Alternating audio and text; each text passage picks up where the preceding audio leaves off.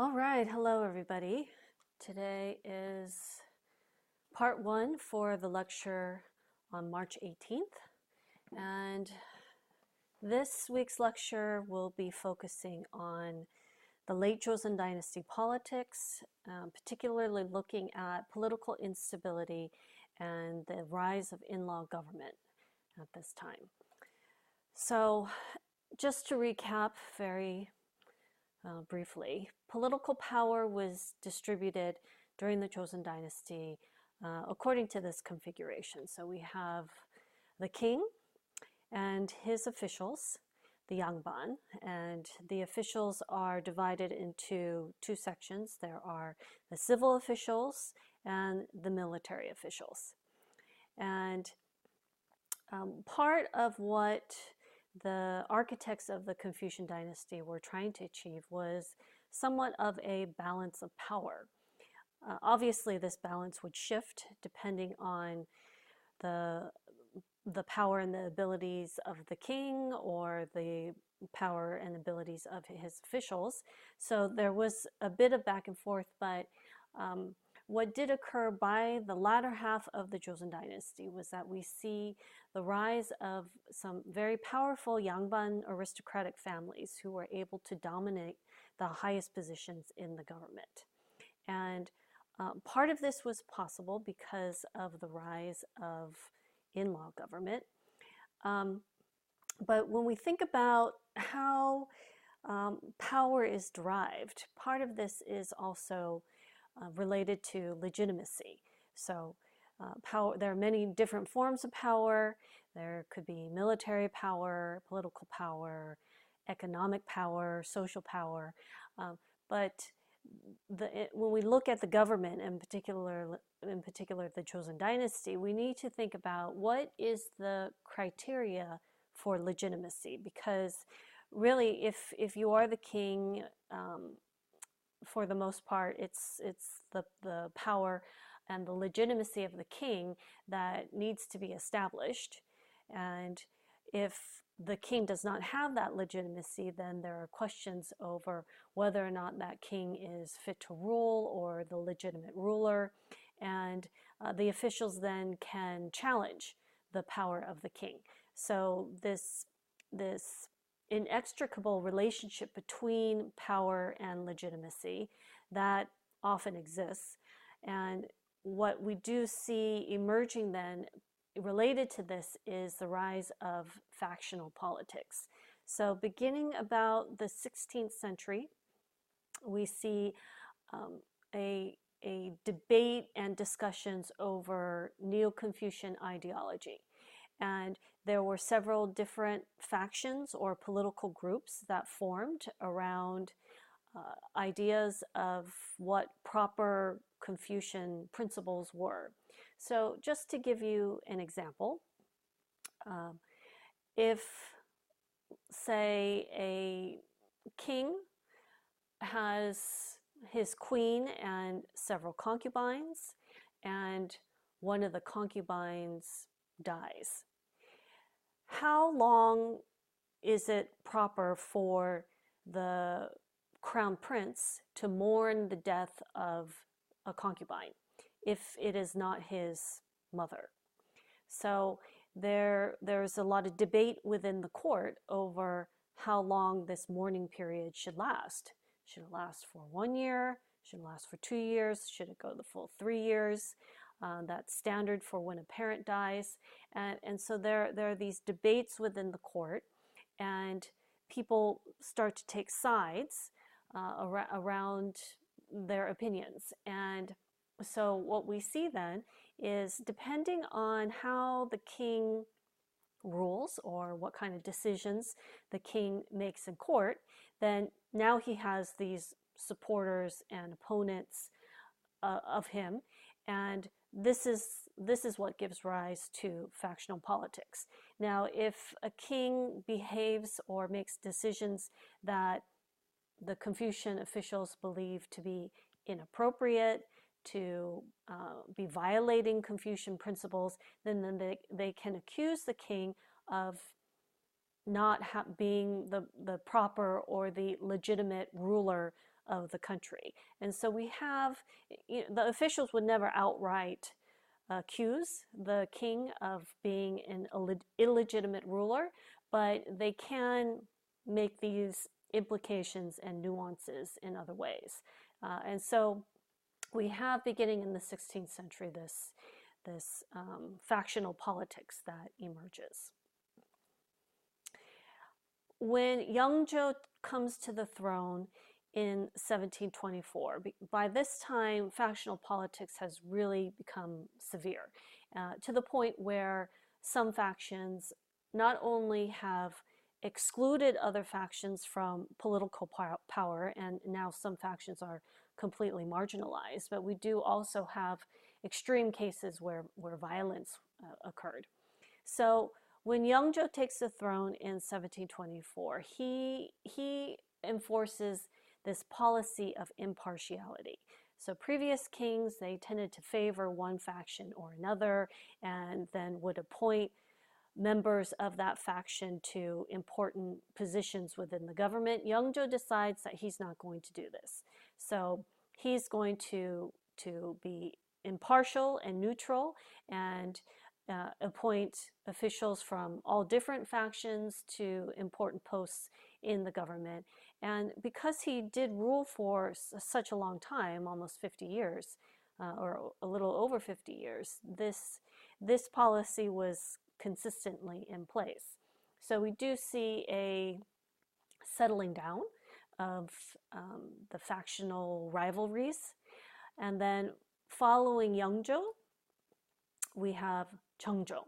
So Chengzhou comes to the throne when Yangzhou dies in 1776, and he rules for the rest of the century. He continues this policy of impartiality. And so during this century, during the 18th century, the throne and royal authority is really enhanced, because we have two very strong kings who are on the throne. They are ruling for rather long periods of time, and because we have this strong kingly authority, the throne has become enhanced, and this implements some amount of control over the officials. Things do change, though, after Chengzhou dies. So when Chengzhou dies, there is a controversy over the death of Yangzhou's son. So Yangzhou's son was actually Chengzhou's father. And Yangzhou's son, he is a rather controversial figure in Korean history. The official records of the Joseon dynasty depict him as very immoral and unethical, and an improper king who did not care about his people. There have been several movies and Korean dramas, historical dramas, based on this character. And in those depictions of him, he's either portrayed as crazy, as this lunatic, or as just this king who just wants to party all the time. And so in any case, he's considered to be an improper, very immoral and unconfucian king. And so the story is that Yangzhou, he had him put in a rice box, and he was just left there, and he eventually suffocated and died. So once Chengzhou dies, then this lingering controversy over the death of Yangzhou's son, whether or not this was proper or improper according to Neo-Confucian principles, that had been bubbling under the surface throughout Yangzhou and Chengzhou's reigns, and it comes to a head after Chengzhou dies. So this is evidence that although Yangzhou and Chengzhou, they implemented this policy of impartiality, it did not erase the source of factionalism. And so after Cheongjo dies, all of these factions, they go at it again, and they are at each other. So we see this continuing problem into the 19th century. Another problem that arises at the end, towards the latter half of the Joseon dynasty, is what is called in-law government.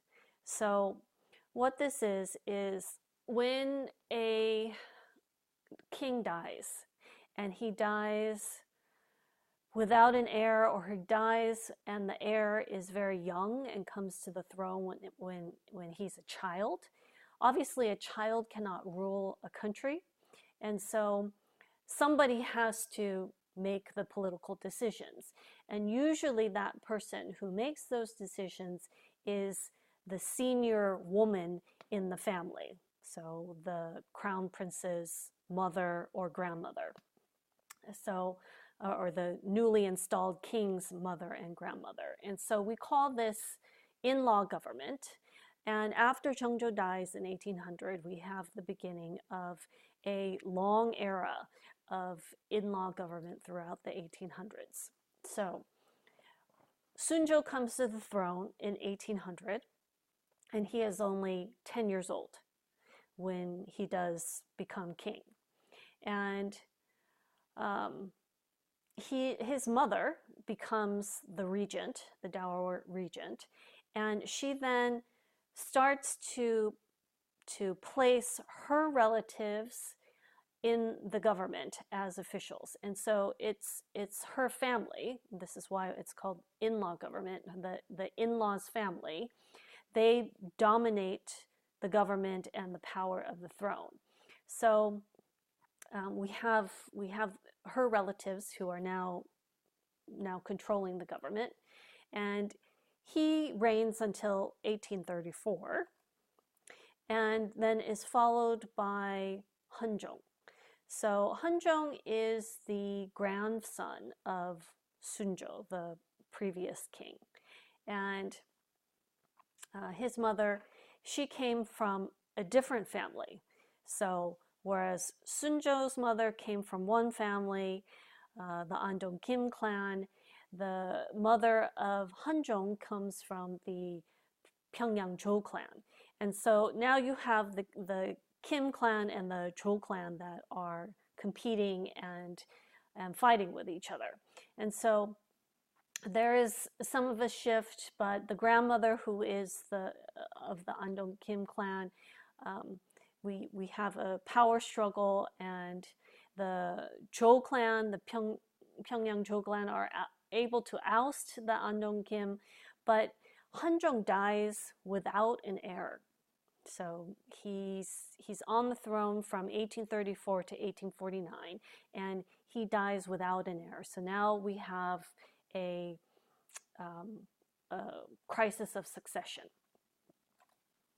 So once he dies, the Queen Dowager rules for about a year, and she brings in Cheoljeong, the next king, Cheoljeong, who comes from kind of an obscure branch of the royal family, and she has him marry in a woman from the Andong Kim family, because she herself is from the Andong Kim family. So now we see yet another shift in power. So from the Pyongyang Jo family to back to the Andong Kim family.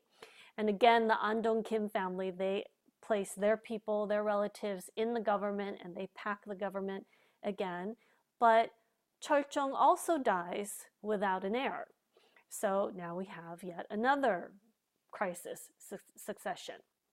But by the time Cheoljeong dies, the senior woman is of the Pyongyang Jo clan, and so she chooses Gojong. So Gojong comes to the throne in 1864, and he is 12 years old when he assumes the throne. Excuse me one second.